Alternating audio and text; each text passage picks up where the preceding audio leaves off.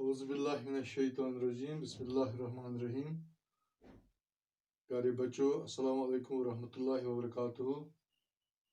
आज के offline session में हम चैप्टर नंबर 13 के आखिरी एक्सरसाइज 13.4 का क्वेश्चन नंबर 3 करने जा रहे हैं। The question reads as a fez, the cap used by Turks, is shaped like the frustum of a cone. See figure 13.24 of your textbook. If the radius on the open side of is 10 centimeter, radius at the upper base is 4 centimeter, and its slant height is 15 centimeter.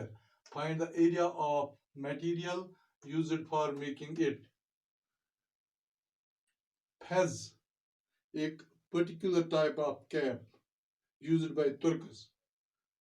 तुर्की के लोग एक खास किस्म की टोपी पहनते हैं जिसको फेज कहते हैं। तो ये फेज एक फ्रस्टम की शक्ल का है।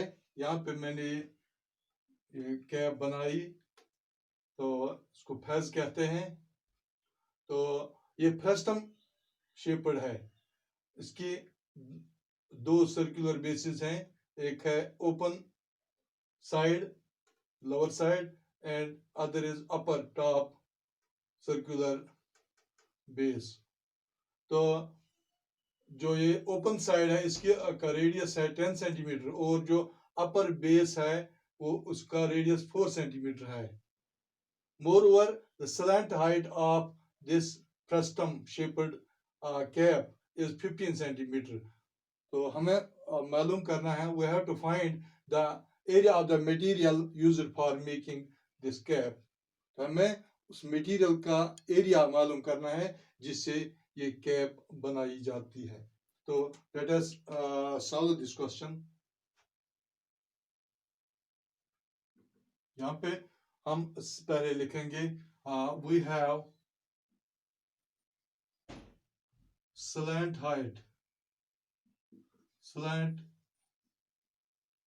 height of cap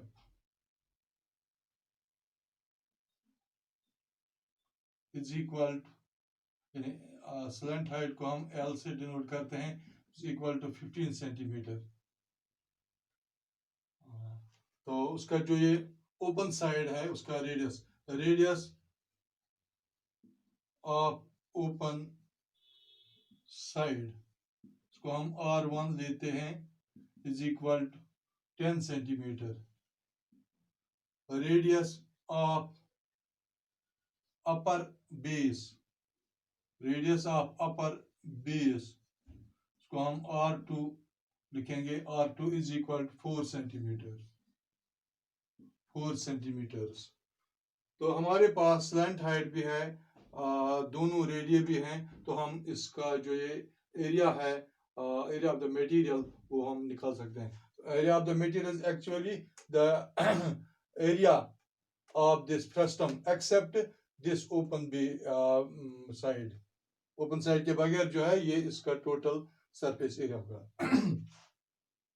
Therefore, area of the material used for making the cap is equal to, तो एक तो ये कर्व्ड सरफेस एरिया के बराबर होगा, कर्व्ड CSA ऑफ फ्रस्टम या कैप प्लस है जो इसका जो ये अपर बेस है उसका area of upper base which is equal to curved surface area of cap. आपको मालूम है कि कर्व्ड सरफेस एरिया किसके बराबर होता है? Pi L into R1 plus R2 plus area of upper base. जो अपर बेस इसका है सर्कुलर, वो pi R2 square pi are two square, क्योंकि सर्कल का एरिया पाई आर स्क्वायर के बराबर है। यहाँ पे रेडियस है आर टू, तो pi are two square which equal to, यहाँ पे पाई है और यहाँ पे भी पाई है, ये पाई हम अलग से कॉमन निकालेंगे, पाई इंटू एल, यहाँ पे R1 plus R2 into plus यहाँ पे R2 square which is equal to, यहाँ पे हमें पाई का वैल्यू जो है वो 22/7 लेना है। हाँ, यहाँ पे पाई का वैल्यू हम 22/7 लेंगे इंटू एल, एल जो है L is equal to slant height 15 into R1 plus R2, R1 किसके बराबर है 10 प्लस R2 4 के बराबर, plus R2 whole square, R2 है 4 whole square which is equal to 22/7 into 15 into 10 plus 4 हो गया 14 plus 4 4 is 16, 4 square is equal to 16 which will be equal to 22/7 into 15 into 14, 15 into 14, 14 5s are 77 carry, 14 1s are 14, 14 और 7 हो गया 21, 210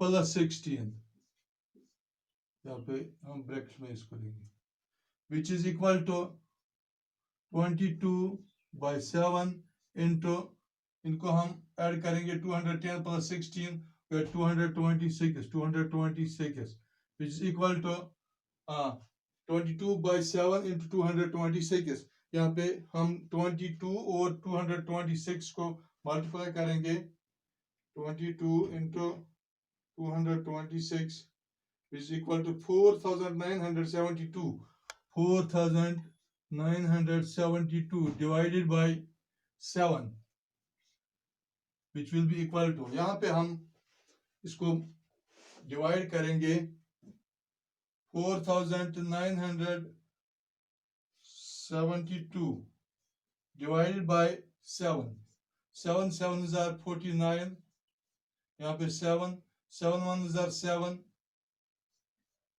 तो यहाँ पे 2 हम नीचे लाएंगे, यहाँ 2 जो है वो 7 से कम है, यहाँ पे हम 0 लिखेंगे, 7 0s are 0, यहाँ 2 minus 0 2, यहाँ पे हम डेसिमल चढ़ाएंगे, तो यहाँ पे 0, 7 2s are 14, तो यहाँ से हम 1 लाएंगे और ये बनेगा 10, 10 minus 4 रहेगा 6, तो यहाँ पे हम 0 चढ़ाएंगे, 7 9s are और 7 8s are 56, 4 यहाँ पे आएगा, 7 5s are या 710.28 which is equal to 710.28, या अगर पॉइंट में हम इसको निकालेंगे तो पॉइंट में निकाल सकते हैं, अगर पॉइंट में नहीं तो यहाँ पे हम 7 1s are 7, यहाँ 2 आ गया तो हम लिखेंगे यहाँ पे 710 of 2/7, 710 of 2/7 इसका ये एरिया है, तो ये स्क्वायर सेंटीमीटर में होगा, स्क्वायर सेंटीमीटर, तो ये इस मटेरियल का एरिया है which is used for making the cave, तो ये इसका आंसर। अगर डेसिमल में आप इसका वैल्यू निकालना चाहे तो डेसिमल में इसका होगा 710.28 स्क्वायर सेंटीमीटर्स, तो हम इसको मिक्सड फ्रैक्शन में ही निकालेंगे, 710 of 2/7 स्क्वायर सेंटीमीटर्स, ये है इसका आंसर। तो मुझे उम्मीद है कि आपको ये क्वेश्चन समझ में आया होगा। तो क्वेश्चन नंबर 4 आप खुद करेंगे। तो उसके बाद है आखिरी क्वेश्चन, तो इंशाल्लाह हम दूसरे हाफ में जो करेंगे। बाकी वसलाम, शुक्रिया।